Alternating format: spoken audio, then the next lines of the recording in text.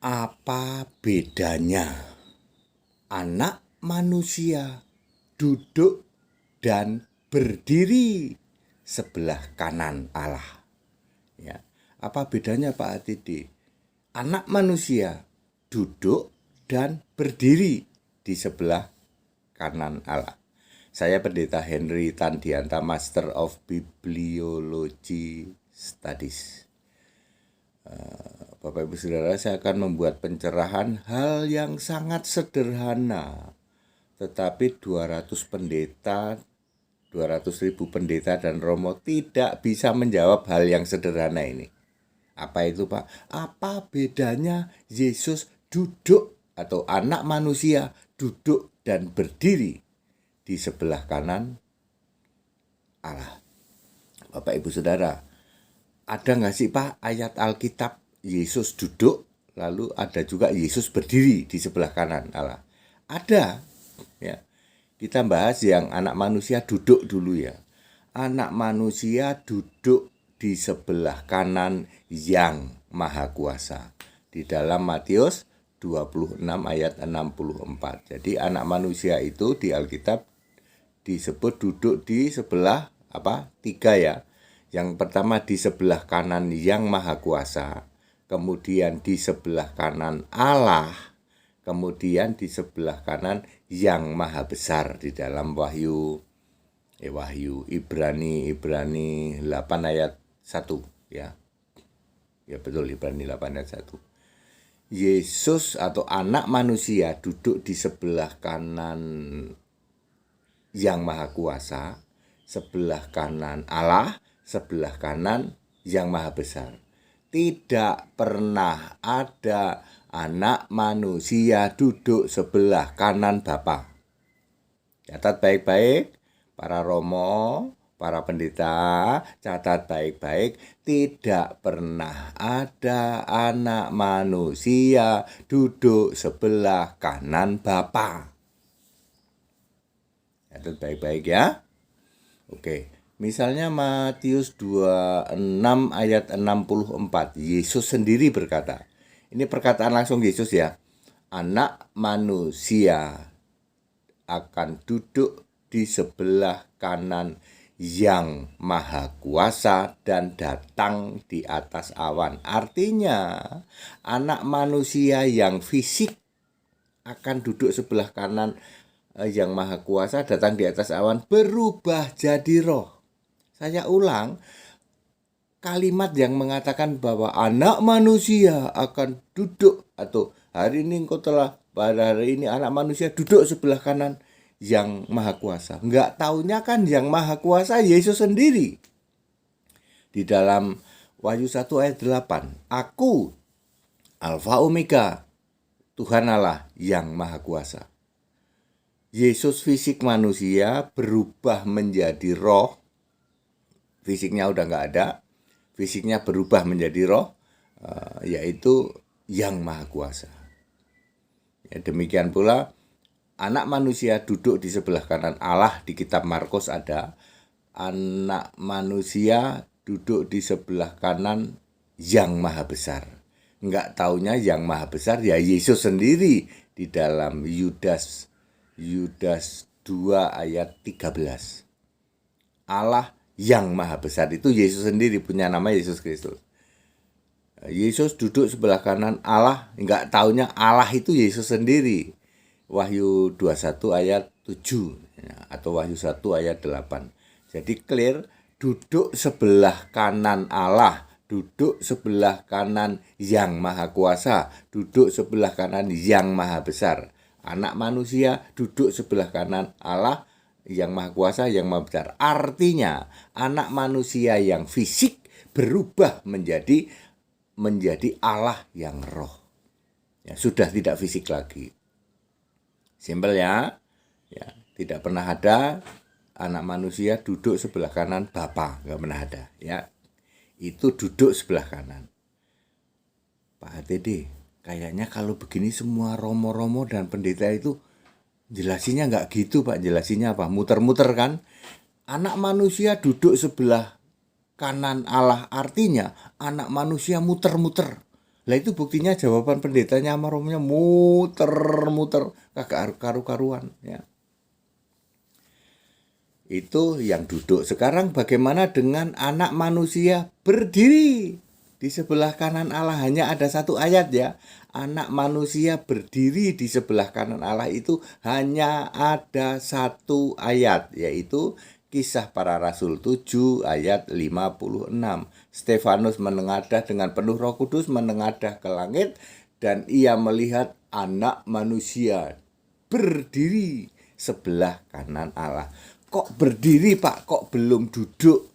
Artinya anak manusianya belum jadi roh. Anak manusianya masih fisik.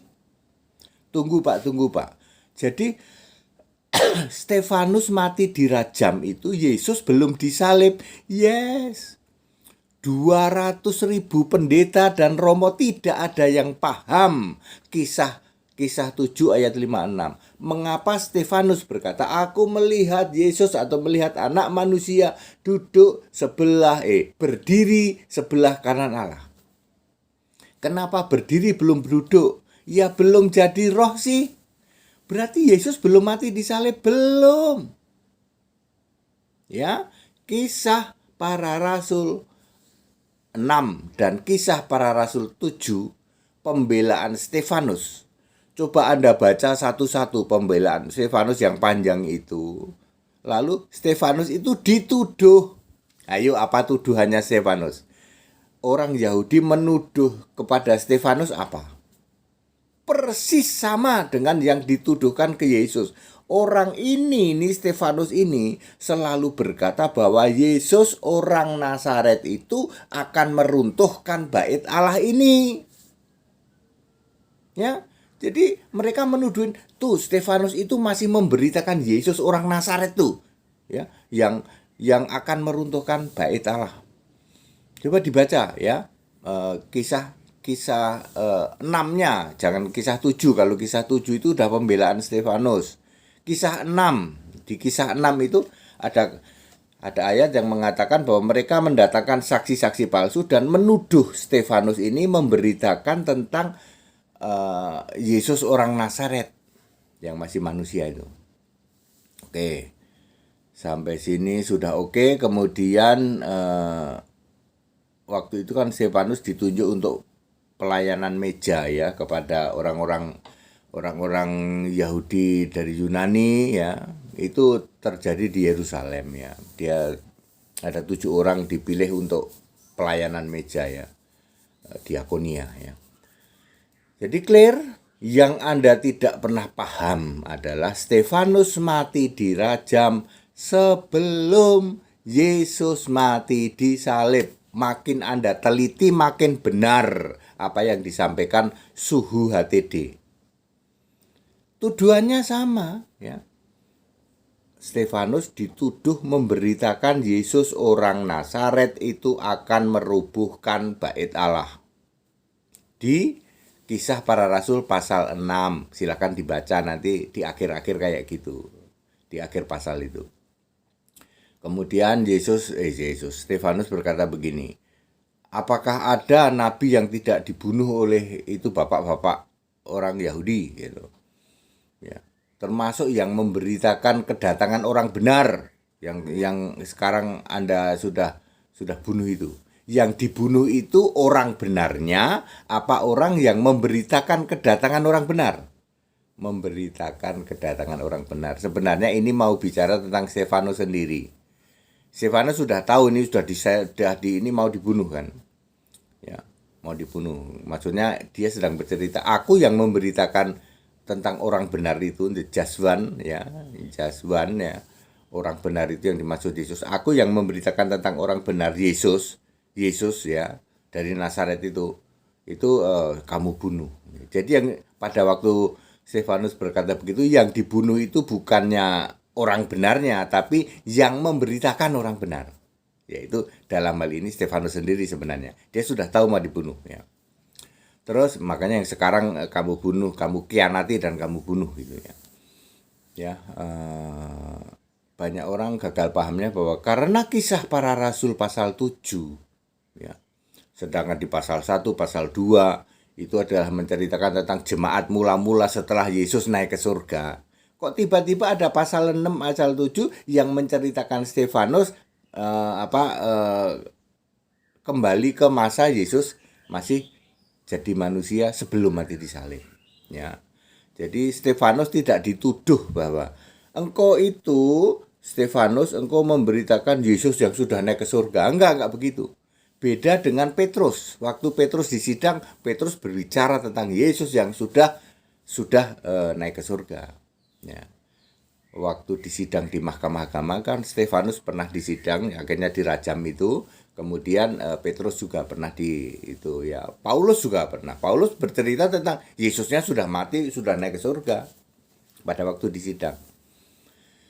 Jadi clear kenapa anak manusia berdiri di sebelah kanan di sebelah kanan Allah, karena pada waktu Stefanus dirajam, Yesusnya belum mati dibunuh.